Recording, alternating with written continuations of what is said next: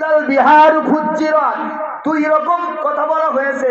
আল্লাহ রাব্বুল আলামিন বলেছেন সেই দিন ওই সমুদ্রগুলো, ওই নদী নালা সাগরগুলোর যত পানি রয়েছে সমস্ত পানিগুলোকে উত্তাল করে দেওয়া হবে, পানির মধ্যে আগুন জ্বালিয়ে দেওয়া হবে। যেমন কেরোসিন তেলের মধ্যে আগুন জ্বালাইলে, পেট্রোলের মধ্যে আগুন দিলে পরে যেমন আগুন পরপর পরপর বাড়তে থাকে, ঠিক তদ্রূপ ওই সাগরের মধ্যে, সমুদ্রের পানির মধ্যে আগুন জ্বালিয়ে দেওয়া হবে। সমাজের মানুষেরা যখন দেখবে যে আকাশের অবস্থা এমন হয়ে গেছে, তারকাগুলো জোরে জোরে নিচের দিকে আসতেছে, পালানোর জন্য চেষ্টা করবে। নদীর সাইডে চলে গেলে দেখবে সেখানে পানির মধ্যে আগুন জ্বলতেছে। ও মুসলমান, এই অবস্থা দেখে মানুষগুলো ভীত বিহ্বল হয়ে যাবে। তারা চিন্তা ভাবনা করবে আল্লাহ এখন যাব কোথায়।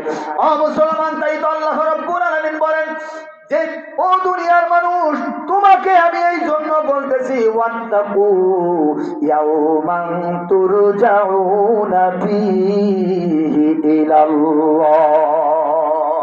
ও দুনিয়ার মানুষ, তোমরা আমি আল্লাহকে ভয় করো, কারণ এমন একটা দিন আসতেছে যেদিন তোমাদেরকে আমার সামনে দাঁড়ানো লাগবে।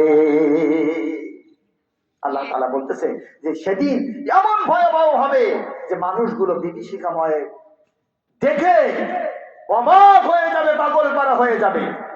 কেমন পাগল পারা হয়ে যাবে? আল্লাহ বলেন ইয়াউমা তারাউনা, সেদিন এমন পাগল পারা হয়ে যাবে মানুষগুলো যে এমন পরিস্থিতি হয়ে যাবে, এমন অবস্থা হয়ে যাবে। যেমন যদি আমি সূরা জিলজাল থেকে আপনাদেরকে শোনাই, তাহলে আল্লাহ তাআলা এখানে জমিনের অবস্থা সম্পর্কে বলতেছে ইজা জুলজিলাতিল আরদু জিলজালাহা ওয়া আখরাজাতিল আরদু আথqalaha ওয়া ক্বালাল ইনসানু মা লাহা ইয়াওমা ইযিন তুহাদ্দিসু আখবারাহা। আওয়াজ দিয়ে বলা যাবে কি আল্লাহু আকবার। আল্লাহ রাব্বুল আলামিন বলেন সেদিন গোটা দুনিয়ায় প্রকম্পিত হবে, দুনিয়া কাঁপতে থাকবে। আপনি আমি যদি ওই সময় বেঁচে থাকি, আপনি আমি দাঁড়াতে পারবো না, আপনি আমি বসতে পারবো না, আপনি আমি শুইতে পারবো না। ও মুসলমান, তাহলে এখন চিন্তা করে দেখুন যে ওই সময়ের অবস্থাটা কি হতে পারে।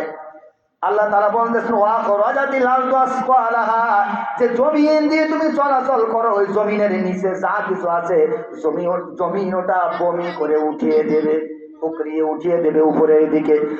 মানুষ দুনিয়ায় টাকা পয়সা সোনা দানার জন্য পাগল পারা হয়ে থাকে। সেদিন সোনাগুলো, স্বর্ণগুলো তাদের সামনে পড়ে থাকবে, হীরামণি মুক্তাগুলো তাদের সামনে পড়ে থাকবে, কিন্তু ওই স্বর্ণগুলো সে সংগ্রহ করবে, হীরামণি মুক্তাগুলো গ্রহণ করবে, এ সময় এসে পাবে না। মুসলমান, সেদিন মানুষ এমন হয়ে যাবে, মানুষ বলবে ওয়াকালাল ইনসানু মা লাহা, মানুষেরা বলবে